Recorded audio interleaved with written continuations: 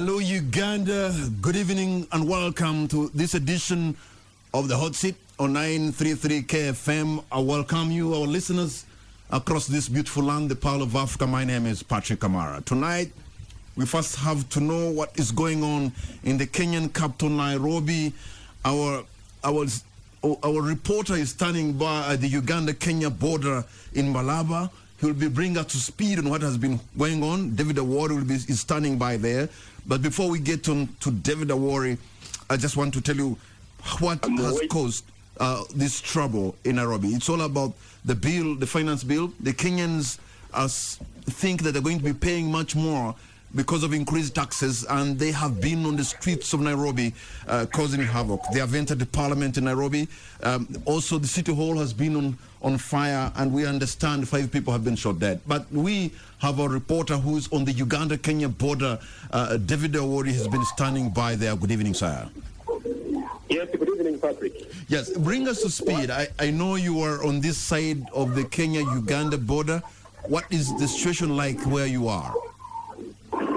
Yeah, Patrick, what I can say is that generally have been running battles involving police and the youth in the major parts of Kenya, especially the major towns of Kisumu. We have seen demonstrations in Unguja. There have been demonstrations in Nairobi and Mombasa. Now, these demonstrations have had a major impact on the movement of trucks along the border. That trucks moving from Uganda to Kenya and trucks coming from Kenya into Uganda. Why? Because of fear. Most truck drivers decided to park their trucks and wait to see, because most of them are fearing that they might be caught up in these riots. You remember the youth, majority of the people who are demonstrating are youth, and they are protesting over a finance bill where they are saying that the new policy on taxes is pushing the prices of most basic goods high. So the protests were supposed to be peaceful, but we have seen riots, and because of that, most of the truck drivers are fearing to venture into Kenya. Now, what does this mean to Uganda? You find that Uganda as a country, we are a landlocked country, just like other regional states of Rwanda, Burundi, South Sudan, and DRC. So we have to rely on the Kenyan route to take out our exports and bring in our imports. So such disruptions have a very huge impact, especially bringing in basic goods like fuel. And of course, on a micro level, on a local level here in Busia, you find that most of the businesses, as a result of the riots in Kenya, have been affected. From somebody selling clothes to a money changer to hearing agents that have been adversely affected. Why?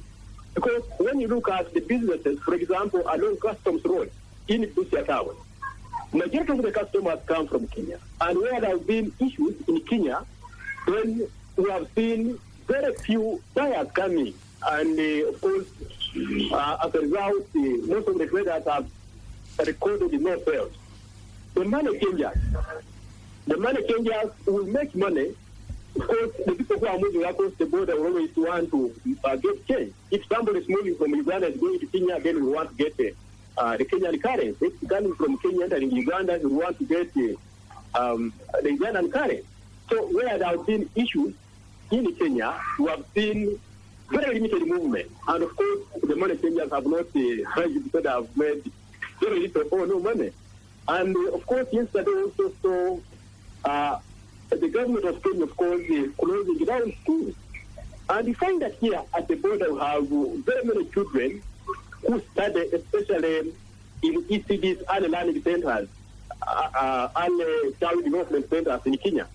Now, because of the closure, majority of them are at home.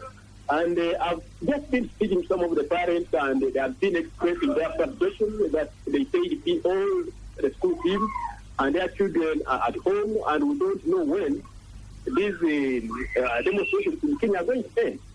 So that's how the situation is at the border. I should say there are lots of delays as a result of the protests. and of course, people's businesses are going down. Yes, we got a camera. Okay, so what you're saying, there has been low activity in terms of business between Kenya and Uganda, and that's what you've been able to witness on the Kenya-Uganda border? Yes, exactly. That's what has been happening. And of course, our local businesses here, they are quite dependent. These small businesses. We have Ugandans going to Kenya to buy, and also have Kenyans coming to buy, especially buying textiles, buying produce, that is maize and beans, and of course, where there are issues, then you not expect people to put their trucks on the road, that they are maybe coming to buy maize and beans from our main market here. All right. And then, of course, the local buyers, those who want to buy textiles, people rather stay at home because anything can happen. All right. David Awori, our reporter on the Kenya-Uganda border. Thank you very much, David. Thank you, Patrick. All right. Let me now get back here in the studio and introduce my guest.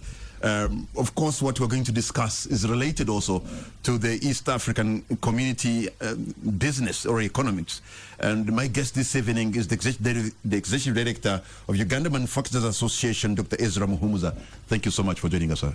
Thank you, Patrick.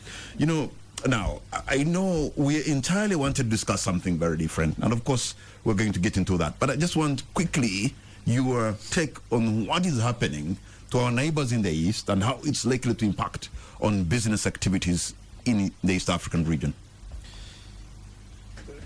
Thank you very much. And to speak to this, to me, the first thing I pick is that what is happening in Kenya is not isolated to Kenya. Yes. It is every country in East Africa is vulnerable to this. Because it's a sign. We are speaking to a fiscal policy which you thought that would have been very well articulated by the technocrats who look at the impact and the possible effects of this. And it came through the parliament, which is an epitome of brains. And from the word go, you could see politicians take it with their hands, and they promised this. One, it means that we are running politics of disruptions. We are running politics of win it and take it all. Because from the principles of basic democracy, if a certain section of physical policy was brought for vote, and a group of voters took the day, what is expected of those Democrats in the House? That they abide by that and they rally the whole country towards that direction. That is basic, without going into indulging into their Kenyan politics. That is to begin with. But these politicians went on air and promised the entire world that we are going to cause trouble. And we have seen trouble. Now, the trouble they have caused is not only to Kenya, because the way of looking at Kenya as a single country, those days are gone. You needed to think wider, you need to be analytical in terms of the possible spillover effects. Now, the trade disruptions, the business disruptions, the cost to these disruptions would even be much higher or bigger compared to actually what the fiscal policy wanted to pick. And you don't predict where it's going to end. Kenya is a transit economy for these other economies. But now when you start to get these disruptions, the heart of the Kenyan economy, which in my view is the port and the transition of the Northern Corridor, all this money is going to be lost. Whether it is 1 day or 2 days, but the disruption is big. Then on our part, as Ugandans, we have now stopped all the lorries that are going through Kenya. They are now on standstill. Those that had not started leaving the port, we have said close, stop there in the meantime, because we can't guarantee in between. So there's of course, there's going to be a knock on Uganda's economy? Just 2 or 3 days of the disruption in Nairobi, we're going to feel it big time. Definitely, we are going to see scarcity of resources, scarcity of inputs. We are going to see scarcity of products that come in through the port and through that northern corridor. We are going to see halt on some of our exports because we export through that. Now we have to go for an alternative route, which is longer and expensive. So, of course, we are going to have a knock-off effect. So, but of course, I think Uganda there, I don't know whether the East African community partner states can actually find a way on how the Kenyan people can solve their issues without necessarily having an effect on the economies in the region. It will always have. It will always have. That's why we say it should be the big picture that drive the thinking. Not to say, oh, those are Kenya, that's a Kenyan issue, that's a Tanzania issue, that's a Ugandan issue. You will never separate trade, economics from the political economy. Those two things go hand in hand. So you cannot stand still and say, oh, it's their butter. We have to find out at a regional level, know that a cry in one economy is a cry in all the other economies. So until we take that level, we move our discussion, we move our think tanks to think up to that level, we are going to continue to get these disruptions. Has there been any direct attack or maybe blocking of Ugandan trucks heading to Mombasa or coming to Mombasa? Because I remember in post-electoral violence in Kenya of 2007, there was a direct attack on Ugandan trucks and Ugandan railway. Yes, we lost a lot of trucks. We lost a lot of. I'm talking about in this time around. This time around, we most of our trucks that were in transit got quick heads up, and they stopped in two areas where they can be protected. Where those that were next to police positions, they were protected. As of now, we haven't gotten such a kind of reports of destruction of trucks. And what kind of trade volumes are we talking about, if you can, between Uganda and Kenya on a normal day? When you use the logistic point of view, we normally have between 600 trucks during the day, and between 700 to 800 trucks in the transition at night. So one single day of destruction, it is too much. You will see lines and lines of trucks. So we're talking, these are goods only, and this is excluding people with buses and private vehicles that are moving. So you have almost 1,200 vehicles, trucks, to and fro Kenya. I was checking that quickly the ticket for freight to Nairobi is now doubling, because usually the alternative of the road route is now collapsed. So now the only alternative is to fly out of Nairobi, fly into Nairobi. To Nairobi. So that's already a disruption. Okay, but this comes on the heel of us having trouble with the Kenyan government and the Kenyan economy accepting Ugandan goods. There has been issue with milk and other products. Yes, we have had in the last 2-3 days a story of Ugandan milk not going to Kenya. I want to approach this thing from two angles. First angle is the market management. Lack of market management, not only between Uganda and Kenya, but in the entire integration, in the entire EAC market.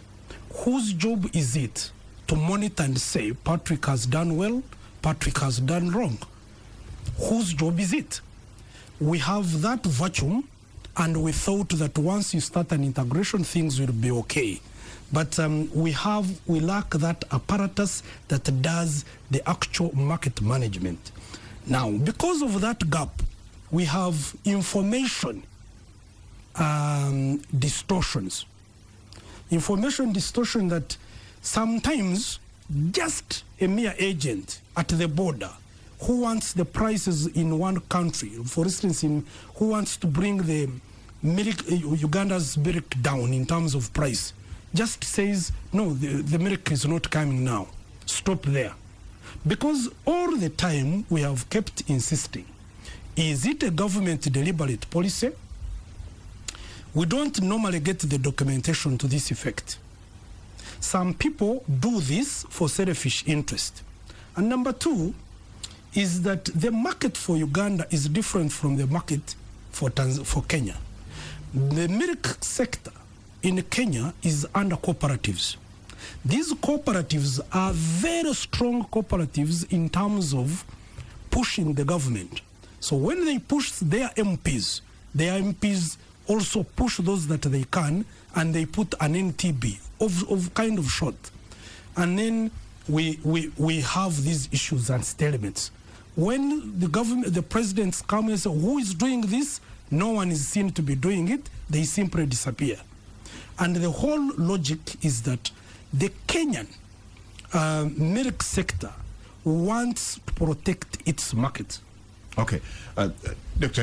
Ezra, hold on to your point there, because we're going to take a break. When we come back, we shall also be joined by Simon Kaheru from Coca-Cola Beverages Africa. We'll be right back.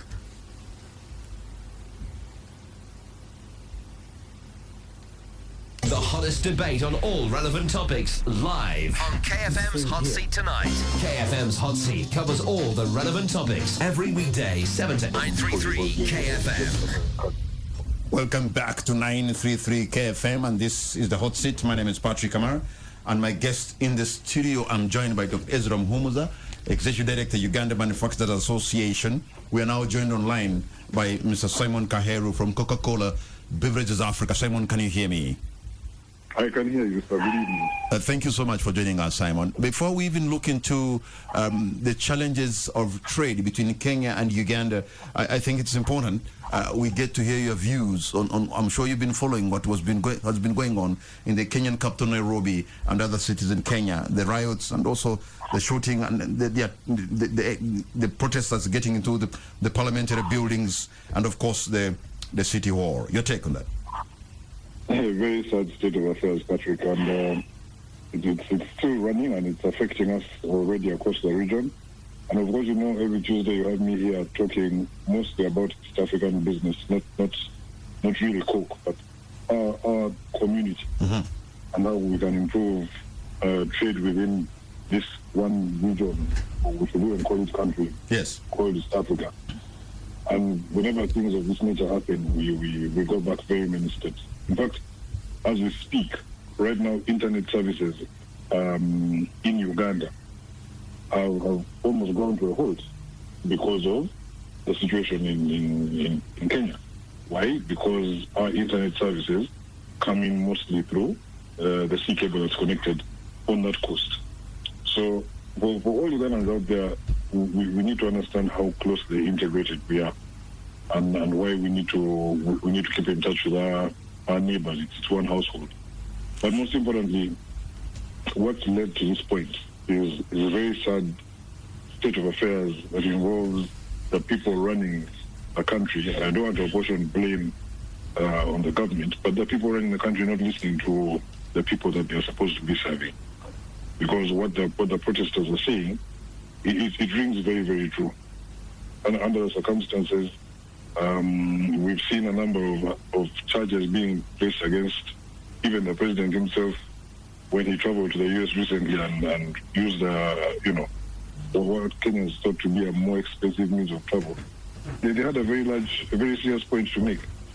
And our messaging and our actions need to start syncing. We need to start synchronizing them. When things are tight, cut costs. Think more of the vulnerable people than the people who are well-heeled and in positions of power.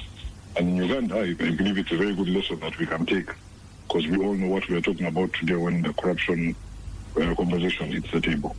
Mr. Kaheru, you are the chairman East Africa Business Council Uganda chapter, but you are also from Coca-Cola Beverages Africa. You're dealing with business across the region, and this is obviously going to affect Uganda's economy. Is there a way how countries like Kenya or even Uganda or partner states or the East African partner states, whether the other partner states can come in to solve a problem of that kind of nature, so that doesn't have a spillover effect on a neighboring state? So, Patrick, in this case, the problem is not the protest. No, it is what led to the protest. And when we talk about East African community integration, that integration on its own should be the solution to the problem that has led us to this protest. The protests are about the fiscal management of Kenya as a country. Okay? Today, all these economies of this region are supposed to have harmonized budgets. We need to be making budgets as a region so that the plans we make benefit the entire region. If we think in that way, and if our government start understanding that fully and implementing it, then there will not be an issue of the Kenyan fiscal policy is tight. No, it is the East African fiscal policy that we need to be looking at. If we look at ourselves as the bigger region, then where there's a problem in one corner of the region, it's easier to balance it out using another part of the region. And that's what the East Africans have not been doing. That's what our presidents have fallen short of doing. Okay. President Museveni has said this in a recent past, by the way. In the last Head of State Summit meeting, he raised this again. If we do not commit to this community, we are never going to come out of this problem, because we will continue operating with small problems in small ways, such as we're seeing right now. No, even before the protests in Kenya, we've had issues with Ugandan products, selling in the Kenyan economy. For example, I had a problem with milk. We had a problem about milk, Ugandan milk, not to be sold in the Kenyan market. You are from the East African Business Council, as much as you also represent other entities. Why do we have to see recurrent challenges, Ugandan products denied entry in the Kenyan market?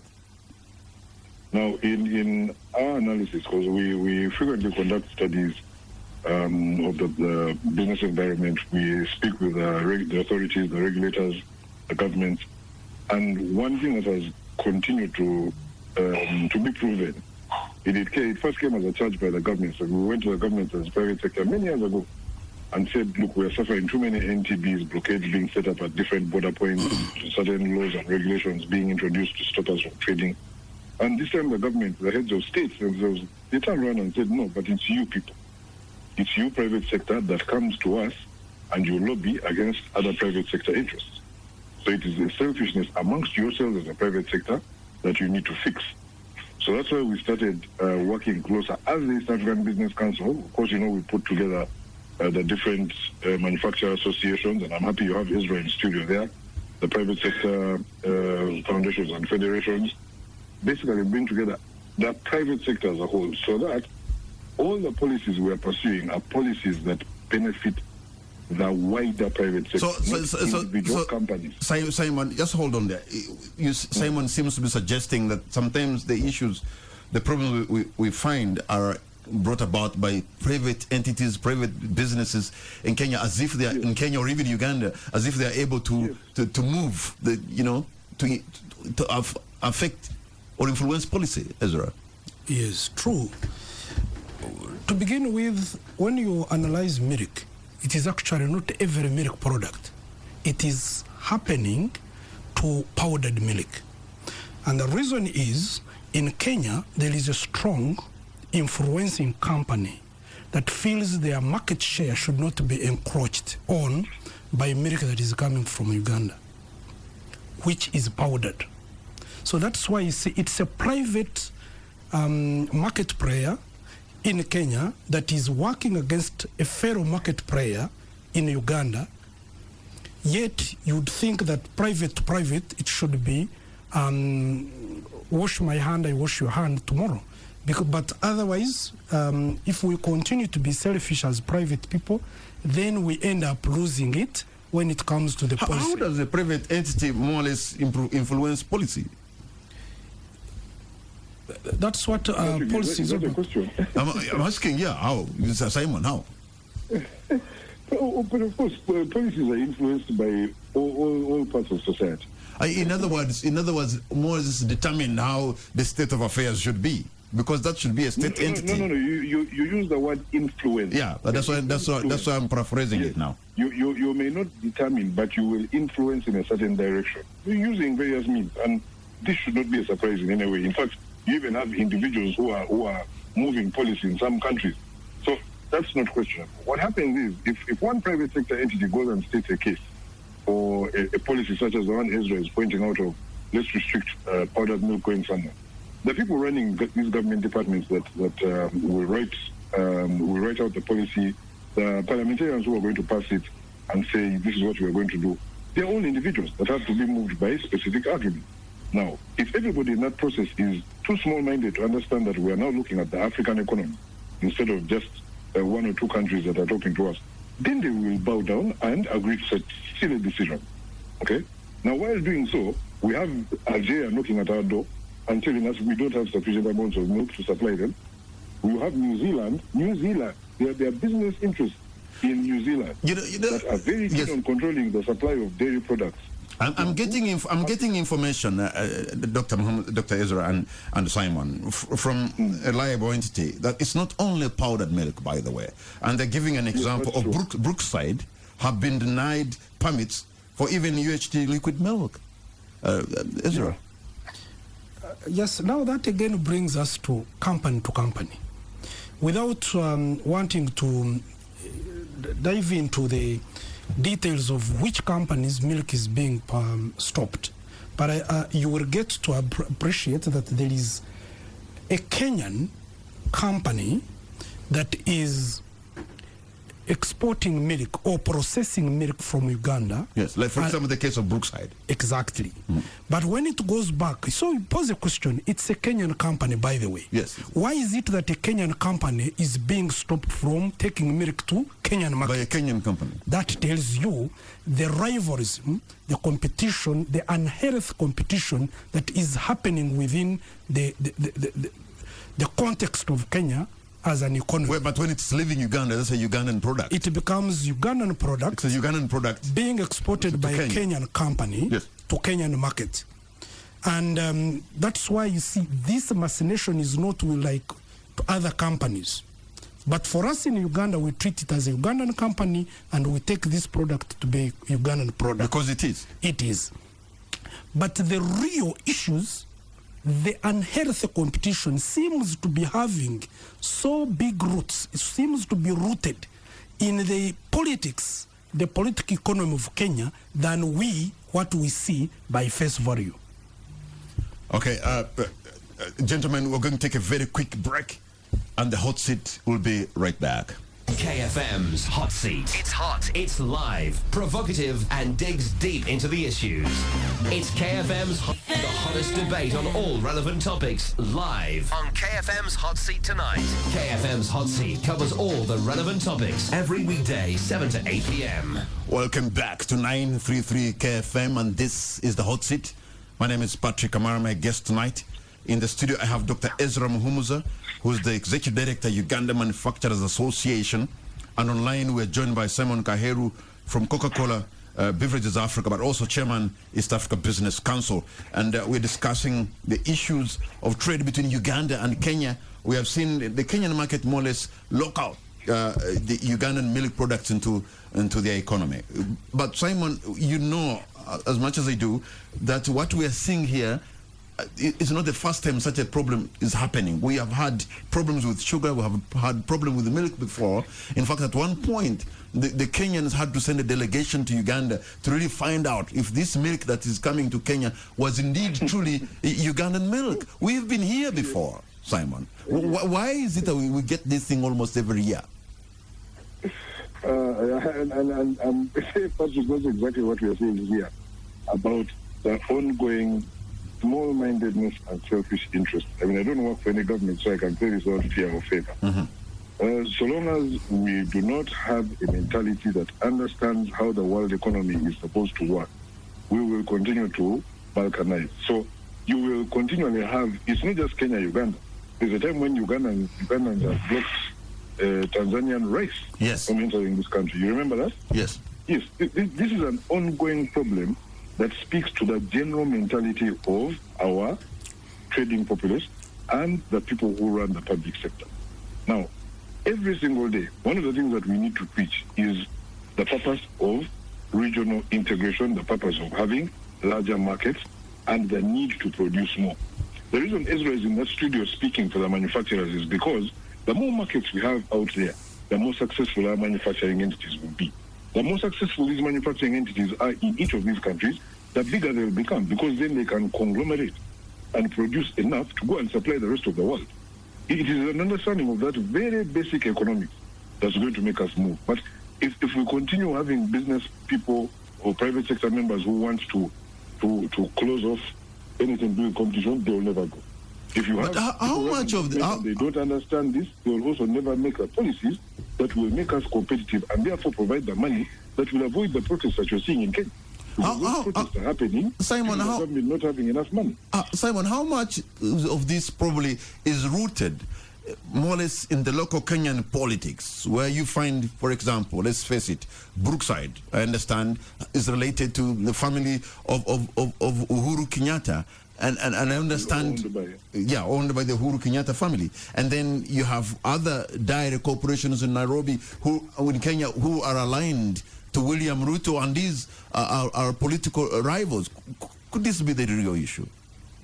I would not go into speculating around that, because even if that were the case, even if that were the motivation, the net effect is the same. And the people who sign the policies and do the work are still doing the same stupid thing. The idea here is to get all these people to understand why we are talking about having a region that works, why we are talking about integration. If we use the Ruto and the Uhuru Kenyatta case as an example of saying maybe it's local politics, what are we going to say when it comes to rice between Tanzania and Kenya? And Uganda. When we look at the Sudan, Tanzania and Uganda, what will we say about the wood? You know, we had a problem of one of our members takes timber, treats and exports timber poles, and they keep getting blocked. They can't go into certain East African countries like Tanzania. There's nothing about local politics there. It's people simply not understanding why we've been saying we need to regionalize. So now before I come back to Dr. Ezra here, you as East African Business Council, really, this is where we need to hear your voice. We need to see action. We need to see all the partners in the region, maybe once and for all, find a solution for this so it shouldn't become a recurring problem. That would be the ideal, Patrick, but until we take control of the public sector, we will not have a once and for all solution. What we need to do is keep on influencing policy, as you said earlier on, but also getting our leaders and our technocrats to understand why they must do the things that they must do. And that involves us mobilizing and convening the private sector as well, so that we speak with one voice. We are not going to go and protest the way people are doing on the Kenyan streets, because if we did, then there would be no revenue going into government coffers, and maybe that would be one way of sending that message. But then if we did that, then people wouldn't have jobs. Ezra, so we have to keep on talking and showing them what needs to be done for them, for all of us to benefit. Ezra, you have Ugandan workers, probably people who are employed, have been working in these dairy corporations. Now their jobs are on the line. And I'm sure if the milk is denied entry into Kenya, then that milk is bought. That's a very sad situation. You are chairman of UNMA. The ED. Oh, yeah, sorry, ED of UNMA, executive director, even much better. So how would you react to that situation?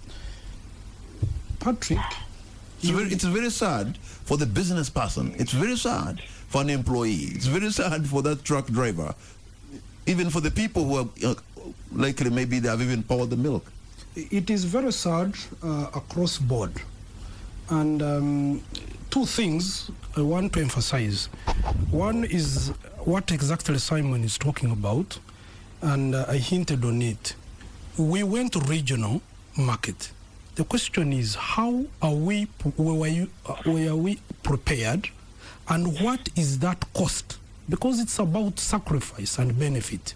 But if we are into it thinking that I must go into this to benefit only, then we are losing the bigger picture, which he's talking about, the narrowism, that it should be Kenya and Kenya alone, other economies must collapse. Then it's not an integration. So that calls for the two things which are very crucial, and during the process of integration, we kept underrating them, and this is why we have this problem. Number one was the readiness in terms of the institutional mechanism to regulate the market. Any market must be regulated. There must be sanction and reward systems that will say so and so is doing the right thing, so is not doing the right thing, and therefore must be penalized. It's still up to free game. There is no game that has no rules. So right now we have weak sanctioning system. Number two, we entered this market. Who has that strategic agenda that delineates properly the comparative advantage of each of these countries? That's why you see seasonality in this thing. It's because the markets we are talking about are the same, homogeneous markets. Milk is being produced in Kenya as well as Uganda as well as Tanzania. Rice is produced the other side as well as Uganda. And these are the products actually where you see those kind of conflicts. Ask a question. We give Kenya a lot of iron ore. Why isn't it that those lorries are not stopped? It's because Kenya, they know they need this iron ore, and they cannot say we have a substitute to it. But so as long as we are still dependent on seasonality, you are going to have problems with beans, you are going to have problems with rice, you are going to have problems with eggs, because the cycle for eggs is dependent on the cycle for maize. So these are the things that are seasonal. What I mean by the strategic engagement or planning that would have been required is to say these are the products as Uganda we are going to take into the integration that give us comparative advantage. Other products that maybe we share across, then we look for wider markets elsewhere. But if we are going to continue to produce the same things and sell them in the same region, it's like when you say I am going to marry my brother marries my sister, same thing within one household. We need to open up and have the strategic agenda that is beyond what we are seeing in the market right now. So those are the two things I think the formulators of the integration should have thought of, and we still have a room that we can think better, and we move away from this, what I would call stochastic bickering. Every other, season, there is this, there is that. Simon, there's a new player in the regional economy, and that is Uganda. In terms of, many years ago, everything would come from Kenya, and now the Kenyans are beginning to realize, okay, some serious goods are also coming from Uganda, and perhaps the production cost for Uganda is lower if you compare it with Kenya. Is that a problem, that we are another competitor? There's a new kid on the block who is able to produce, and the production cost is low, so their goods, you cannot compete with them in the home market in Kenya, and that could be the problem. That's not the problem, but it brings us back to the actual problem, which is a failure to understand that particular benefit is an opportunity.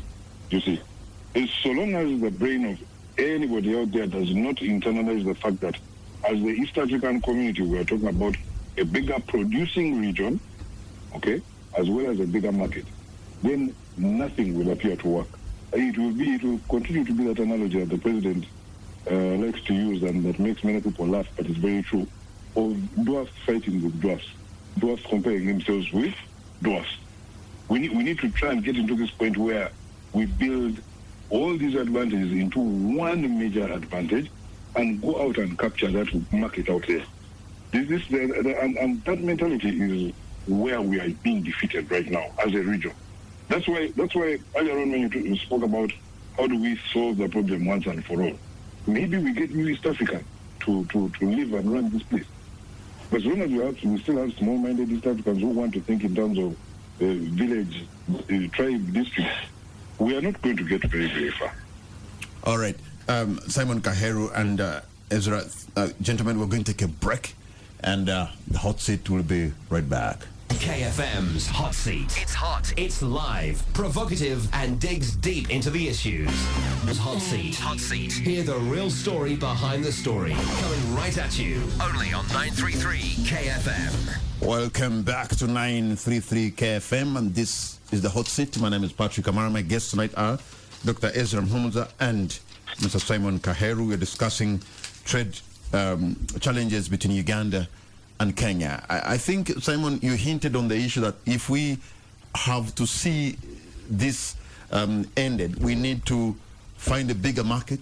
We need to see beyond the East African region. For example, I understand there's even a deficit for milk in Algeria. They have talked about that market for a long time, and other places in West Africa. They are importing milk products from Switzerland, from other places, yet there's milk here. It's from Australia, and yet here we are. So why is Africa failing to trade with ourselves? Okay, besides mentality and mindset, which we've talked about, of course, there are also the realistic challenges like logistics, and that's where many of the regional economic committees are trying to find ways of working together, but that needs resources as well. And obviously, as a private sector, we tell them, if you're only going to get that money by taxing us, which means you must encourage us to trade, we will give you the money, then you will build the railway lines, the roads, and also, equip people to do the work that needs to be done so that this trade can be facilitated easily.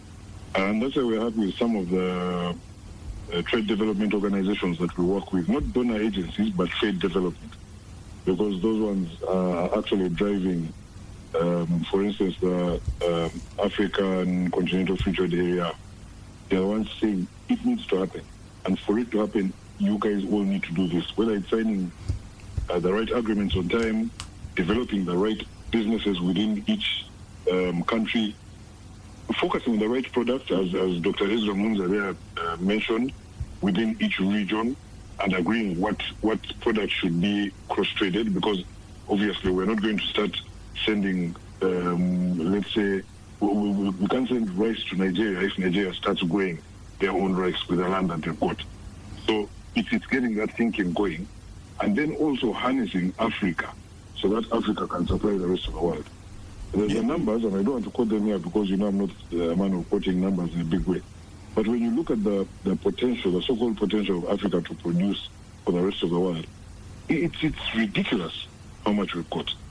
But we simply don't do it because we've ceded control of our economies, the productive side of our economies, to other parts of the world. And to the private sector in those other parts of the world. Ezra, African leaders a few years back met in Kigali in Rwanda and agreed and signed on what I think is called the Africa Continental Free Trade Area, where African states should be trading amongst themselves. But it seems that policy or that document, whatever it is gathering dust or mold in the offices of African heads of state, and it's not being actualized. Thank you very much. You see, trade is not like politics. We say actually trade is like war. In politics, you can just go and mobilize. It's just a simple season. You mobilize some votes and you're voted into seat, and that's it. But trade, you have to have commitment, you have to have long vision, you have to have resources, you have to have pure commitment into reality, not mere signing of papers. Because when you sign papers in Kigali, the second question is, which road are you connecting now, are you constructing between Kigali and Yaoundé? It is immediate question that is being asked. So to me, we needed to see these politicians go down into realistic strategies that are addressing infrastructure questions, that are addressing regional security questions, that are addressing aspects of human capital mobility, other than just mere signing of documents. Signed documents will always be signed. We thank them, they sign good documents, but we still ask them as leaders, again, lead us into practical aspects of the game. We want to see them commit money into infrastructure. We want to see bridges. We want to see roads. But if they give you the roads and the bridges you're talking about, how about the quality of the goods that are being manufactured in Uganda? Because, you know, if something you produce is manufactured here, will it compete in Cameroon? Will it compete in Ghana, in Nigeria? Are the manufacturers, with respect, where you are the ED, able to put the act together, you know, in terms of the quality of what they are producing? You see, the quality question is a fundamental question, but in my view, is a secondary question. First, there must be a market, and that market tells the demand that would want this kind of quality. But again, there must be a sector he will prefer. But otherwise, as long as I cannot talk to a consumer in Ghana, I will not know where to improve my quality. Simon, was it wrong of these heads of state to, you know, think really big, but forget about the logistical challenges of how the goods are going to move from one capital to another? No, we can't say it was wrong. All these things have to go together. Logistics, like I also mentioned, definitely you need logistics. But before the logistics, you need to have that enabling framework that allows you to trade in a certain way as one, and that's why we call it a free trade area. You see, no one has ever stopped these African countries from trading. Let's first be clear. At any one time, you could sell your goods to Ghana, to Algeria. You can do so. But then the conditions of trade between the two countries might be much more difficult than... Actually, I will tell you that it was easier 2 years ago. I discovered in my capacity at work that it was cheaper to land powdered milk from New Zealand into Ghana than from Uganda to Ghana. And we started working to unlock that. You know? And that is because of logistics. New Zealand milk to get there. One is logistics, yes. For you to get a container from here to Ghana is a very long story. The cost of that container is complicated. You have to get it from here to Mombasa. New Zealand, they have a good enough number of containers for the logistical costs to be low. They have a good enough supply of milk and, milk from the entire, we call that subcontinent, going all the way to Europe. The dropping off a few at the port in Ghana, very, very simple, very, very cheap. And then they have really signed up agreements with the people that were looking to supply in Ghana that had locked them in long term and that made the economies of scale for them much, much more sensible. That's an additional investment that they had gone into. Now, we need to do that. You mentioned quality. One of the things that we need to do is have the standardization of quality of standards, harmonization of standards across Africa. And that work has begun. That work was intensified once the AFCFTA agreement was signed. And the work is still progressing.